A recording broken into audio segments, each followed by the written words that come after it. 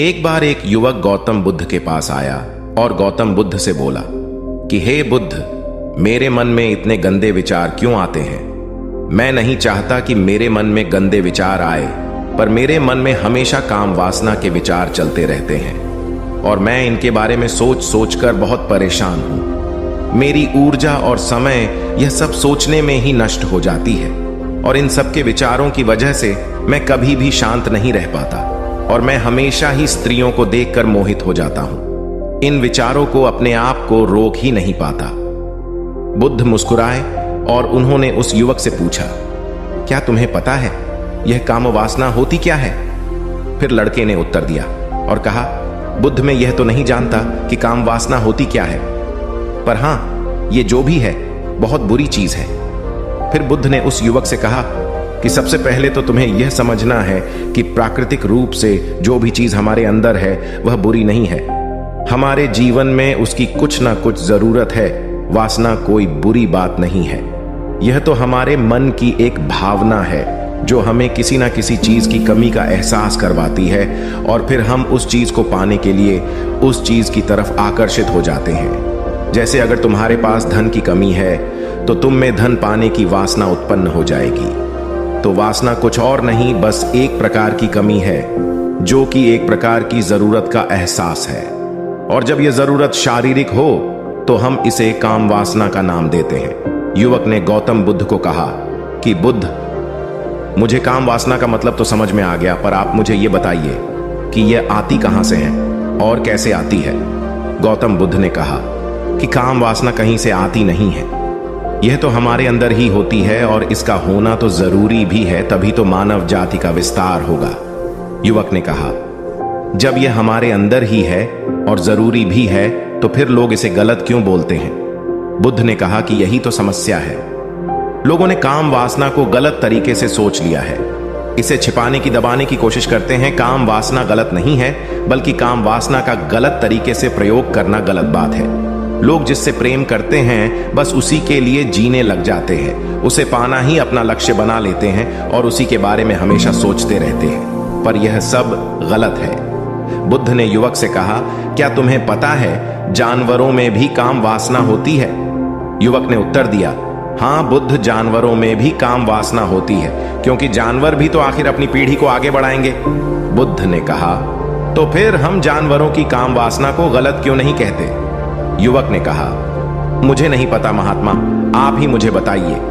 गौतम बुद्ध ने कहा कि जानवर अपनी काम वासना का प्रयोग आनंद प्राप्ति के लिए नहीं करते, वह तो सिर्फ संतान उत्पन्न करने के लिए ही काम वासना का उपयोग करते हैं। जानवरों को प्रकृति ने इतनी समझ नहीं दी कि वह काम वासना को अपने सुख का आधार बना सके, जबकि मनुष्य अपनी समझ के बलबूते पर प्रकृति में पाई जाने वाली प्रत्येक वस्तु को अपने सुख के लिए प्रयोग करता है। हम इंसानों ने ही काम वासना को अपने सुख का साधन बना लिया है, जबकि प्रकृति ने तो हमें अपने वंश को आगे बढ़ाने के लिए दिया था, लेकिन इंसानों ने इसे अपने जीवन का परम लक्ष्य बना रखा है और इस तरह से काम वासना का भी लगाम हो जाना गलत है। युवक ने पूछा, महात्मा जी, ये काम वासना हम पर हावी क्यों होती है? तब गौतम बुद्ध ने कहा कि सुनो, अब जो मैं तुम्हें बताऊंगा उसे तुम ध्यानपूर्वक सुनना। काम वासना का सारा खेल तुम्हें समझ आ जाएगा, तुम्हें तुम्हारे सारे सवालों का जवाब मिल जाएगा। बस तुम्हें ध्यान से सुनकर समझना है। एक बार की बात है, एक आश्रम में गुरु और उनके शिष्य रहा करते थे, जो रोजाना आश्रम के बाहर स्थित गांव में भिक्षा लेने के लिए जाते थे। उस आश्रम का एक शिष्य जिस गांव में भिक्षा लेने जाता था, उस रास्ते में एक नदी पड़ती थी। एक दिन उसने देखा कि एक लड़का पेड़ के पीछे छिपा है। वह उस लड़के के पास गया और उससे जाकर बोला, भाई, तुम इस पेड़ के पीछे छिपकर क्या देख रहे हो? लड़के ने कहा, अरे तुझे नहीं दिख रहा कि मैं क्या देख रहा हूं? तब शिष्य ने नदी की तरफ देखा तो वहां पर कुछ लड़कियां पानी भर रही थीं। वो लड़कियां 14-15 साल की होंगी। तब उसने उस लड़के से कहा, अरे भाई, वहां पर तो लड़कियां पानी भर रही है, इसमें छिप कर देखने वाली क्या बात है? तब वो लड़का शिष्य की तरफ देखकर उससे कहता है, अरे पागल, तुम्हें दिखाई नहीं दे रहा कि कैसे ये परियां नदी से पानी निकाल रही है? जरा उनकी अदाओं को तो देखो, उनके कोमल शरीर को देखो, उनकी पतली कमर को देखो, और उनके बाल उनकी कमर पर कैसे लहरा रहे हैं, मानो सुंदरता बिखरी पड़ी हो।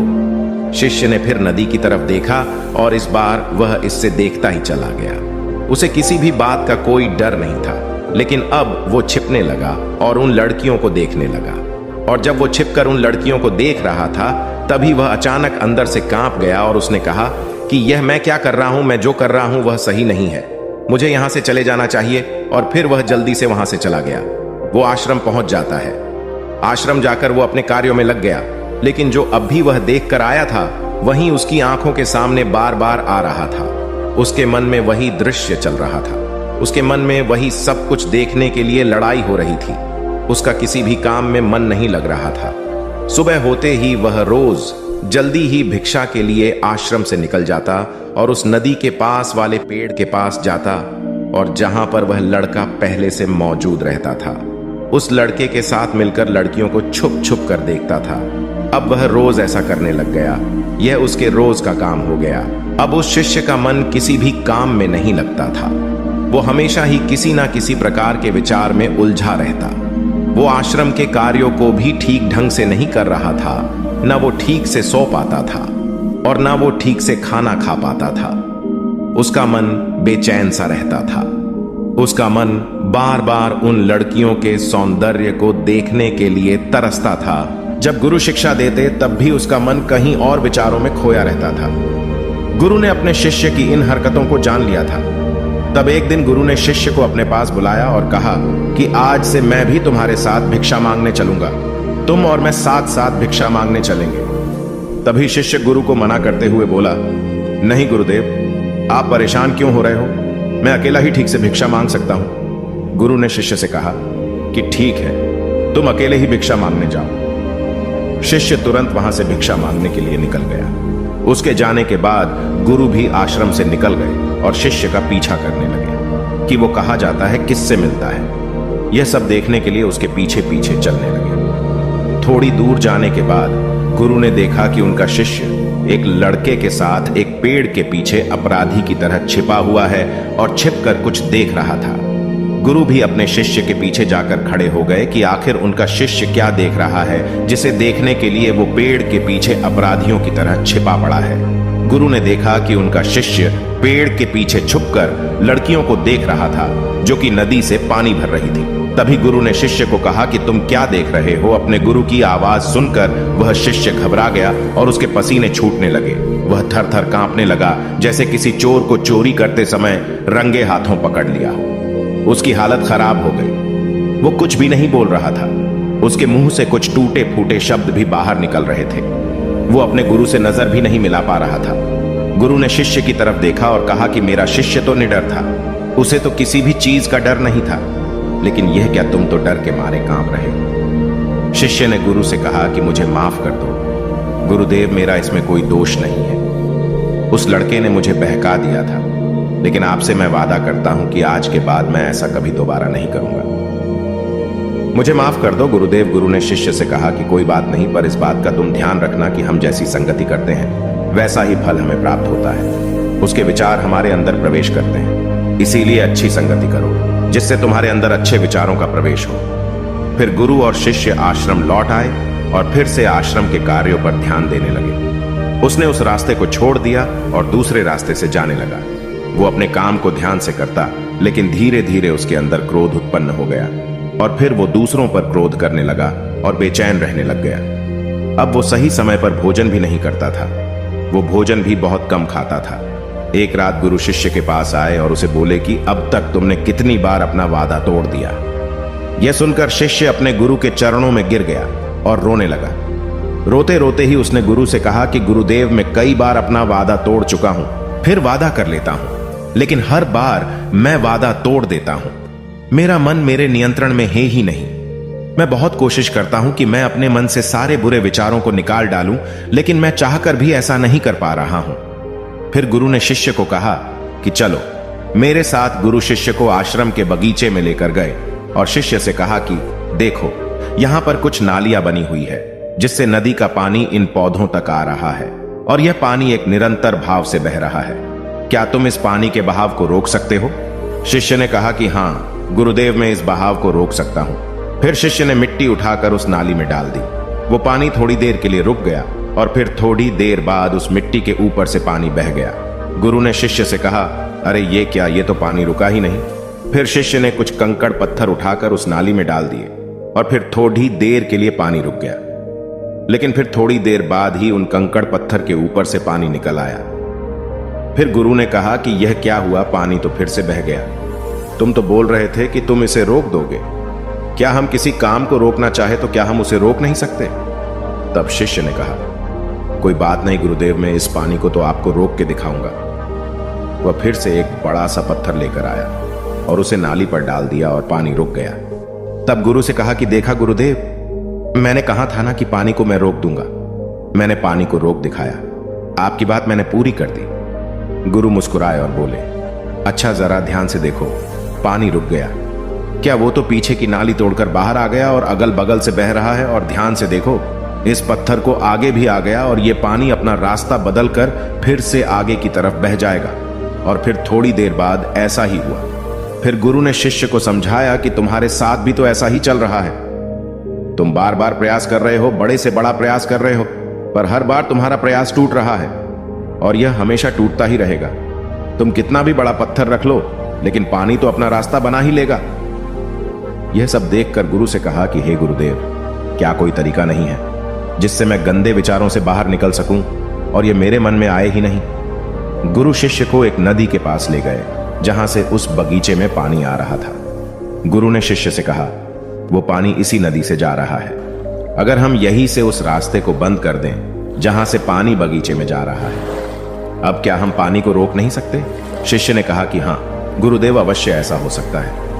मैं इस पानी को यहीं से बंद कर देता हूं, तब आगे की नाली में पानी जाएगा ही नहीं और फिर बगीचे में पानी जाएगा ही नहीं। फिर से नदी से जाने वाले रास्ते को बहुत मेहनत करके पत्थर और मिट्टी डाल डालकर बंद कर दिया और गुरु से कहा कि गुरुदेव, मैंने पानी को बंद कर दिया है, अब यह पानी बगीचे में जाएगा ही नहीं।